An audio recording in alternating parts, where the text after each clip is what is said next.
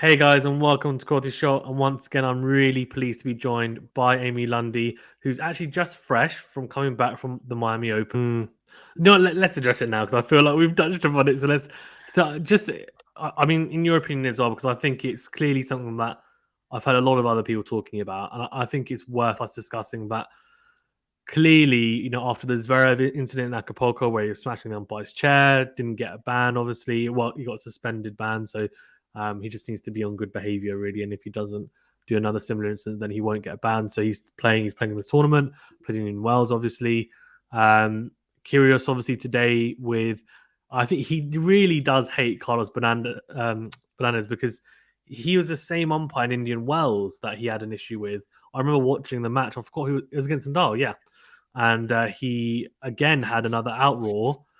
And I don't know whether they have history beyond these two matches because I don't always pay really close attention to the umpires and kind of the incidents. But clearly he doesn't like him, and he did say today, whenever you're umpiring, like the crowd's always out of control and you're the worst, and blah blah. And I think in Indian Wells he didn't bite at all.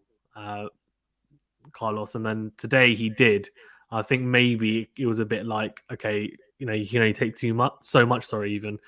And I heard one of the commentators say, and I do agree with it, that so Kyrgios smashes racket, that happens, but it was the verbal abuse that was given to the umpire that Yeah. was the problem. Because Yeah. actually, when he smashes racket, he did what I think players should be doing anyway, which is he threw it face down so that it can't bounce off, He which is what he was watched on Andy purpose. Roddick's video, didn't Exactly. he? Yes, he did. And you know what the funniest thing is that he said, I think before this match, if I'm not mistaken, he said that he agrees with Andy Roddick that basically they need to tone down the racket smashing, right? As in terms of if they're going to smash it, then yeah, they should do what. And that's exactly why he did it. And you're right.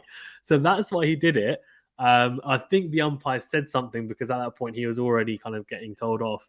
Kyrgios, he didn't kind of punish him or anything. But he looked at the umpire to say, "Look, what? I just did it the right way. I threw it down face down."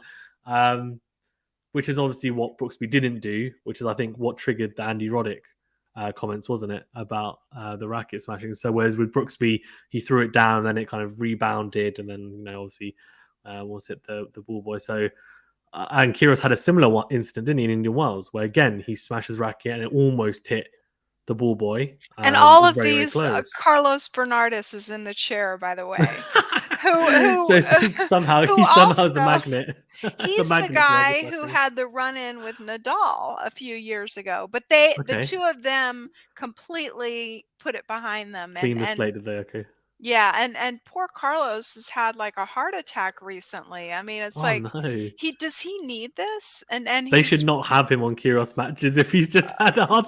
Who did the scheduling for it? right, right. I mean, yeah, think about it. That's a little bit evil. I don't know. And he was the umpire in the chair for the Brooksby match. Oh Like wow, all yeah. of these. Oh Yeah. wow, poor guy. Yeah. Poor guy. Thing is, I thought he was really so in the Indian Wells match against Nadal and this one today. I thought in both matches he was really lenient, to say the least. To be fair, because actually you could say, and obviously no one wants to see anyone get defaulted, and I love Kyrgios, but in terms of the way that he plays, I think his personality is great for the sport, but realistically, the amount that he went on, he could have been defaulted. I mean, Yes. he was lucky just to get the game deduction. And yes, it can change the complexity of that second set completely. But he only has himself to blame, right? And that's the problem.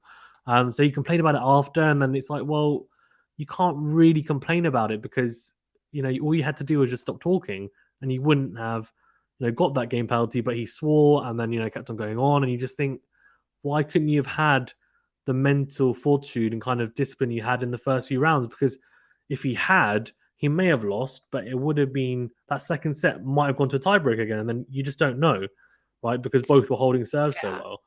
I think I think Nick, when he lost the first set, I mean, this is just speculation, but I think Nick wanted out of the match. I think he viewed Mm, the first set as that's it. And so he decided to basically firecracker himself out of the match. yeah.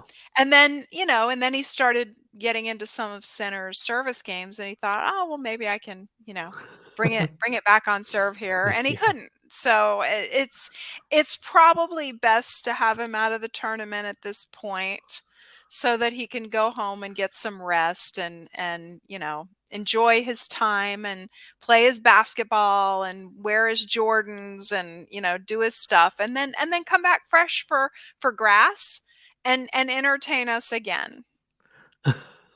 So sorry, I've gone completely off topic, and you're completely right about that.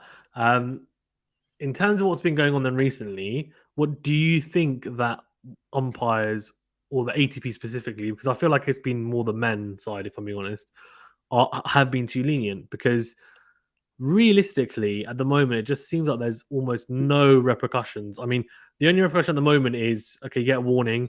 You might get a game deducted, which Kyrgios did today, but this was like, I mean, he went on for a very long time, like a very, very long time. Most players don't go that long, so they don't get the game deduction. I mean, Zverev smashed the umpire's chair. Obviously got defaulted from the tournament. Didn't get anything apart from that. Brooksby, again, as you said, he doesn't have any kind of prior incidents at all. And I understand that. And Right. obviously, you said he was really apologetic, and obviously I understand. But the fact that he did that again, did he need to throw it that way? No. Obviously, after watching the Enduronic video, I'm sure he won't do it again. He'll realize I just need to go face down. Yeah. But what's your view on it? I mean, does it need to change? Because at the moment, the rules are pretty general. It's not leniency, it's inconsistency of applying the rules. And so, yeah, in some cases it's lenient and in other cases it's really strict. And then, sometimes you'll get a soft warning. I mean, no, we gotta just apply the rules as they're written and they'll be fine. But the other thing is that, and this is really confusing because I did a big story on this for ESPN. There's different codes of conduct. There's the Grand Slam code of conduct, and there's the ATP, and there's the WTA. So when Zverev smashed the racket against the umpire's chair near his feet, a lot of people were comparing it to the Pliskova situation, where Karolina Pliskova, smashed her racket on the umpire chair. Yeah, you'd say that's a pretty good apples to apples comparison. The only thing is, I'm not sure that they have the same No, I don't think they do. codes. They don't. They don't. So, how about, so you got the Grand Slams, you got the ITF, and you got the two tours. How about we have one code, one rule book for everybody, and that includes the coaching, the bathroom breaks, everything. And then there's no confusion, and we can have a nice, consistent, even application of the rules. And the other thing, within the rules, there's a large area for chair umpire discretion. Like if the chair decides, there's somewhere in one of the rule books that's like, if the chair umpire decides to override the rules, they can do that. So we need to kind of shore that up and make it nice and clean and consistent, and then apply it evenly. Yeah, no, I 100% agree. Yeah, I think it just leaves less doubt. The players know exactly what to do, and they can't make the excuse. Oh, but in these, when I'm playing a Grand Slam, this is what happens. This should be happening, etc. So everything's consistent, as you said, and if it's consistent, then there are no excuses. And then I think also some of the ways the rules are written can be a little bit open-ended at times, a bit generic. So I think maybe that can be changed. But I'm not a rule writer, I guess, so easy for me to say. But yeah, it would be nice to see that, wouldn't it? Just because at the moment I feel like a lot of people are kind of asking questions like, what's going on? Because at the moment, especially the umpires, right? I mean, as you said, like poor Carlos, like just getting abused. Like it's not his fault. He's just trying to sort it out. Then he tries to sort out the crowd, and the crowd get on his back, and you're just thinking, oh man. And Sinner's at the other end, just thinking like, what's going on here? Same with the Brooksby situation as well. And then like again, I'm quoting the Kyrgios situations because these are the ones that are kind of most prominent in recent times. But in Indian Wells as well, like a similar instance. Again, he was there. So I just feel like they need to be protected a bit more as well. Yes, they might make mistakes, but doesn't everyone? Yes, we're all human. totally. The players make mistakes. That's the whole point. Like, totally. like for example, it's fine for someone like Kyrgios to say you're the worst and you're making mistakes, but then he made the same mistake. He smashed his racket. almost hit a ball boy. Is that not a mistake? He apologized after. Umpires are allowed to make the same mistakes too, right? So I just think maybe they need to be aware of that. And I understand it can be very competitive, but Yes. it needs to be stamped down on now, I think. And I was disappointed that Zverev, for example, wasn't made an example of. And again, really like Zverev as a player, but they could have done a lot more with that. I think it would have set a precedent, personally, if they'd given him some sort of hard ban, even if it was just for a month, to say, look, okay, ban for a month because you've basically crossed the line. But again, I don't know exactly the rules written and how vague they are, and I'm sure they're very vague, which is why it gives them that kind of wiggle room to say, well, no, it's fine, we'll just give him a provisional ban. So, and he's on probation basically. Yeah. But yeah. Anyway, back to the tennis. Sorry, I Yes. just got a bit of a tangent. Yeah. Oh, it's good. Good discussion.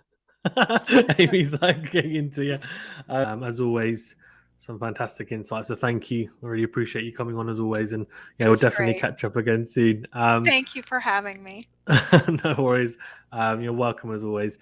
Guys, do check out also Amy's, well, I guess, pieces on tennisconnected.com. Some really good pieces, especially covering Miami recently as well.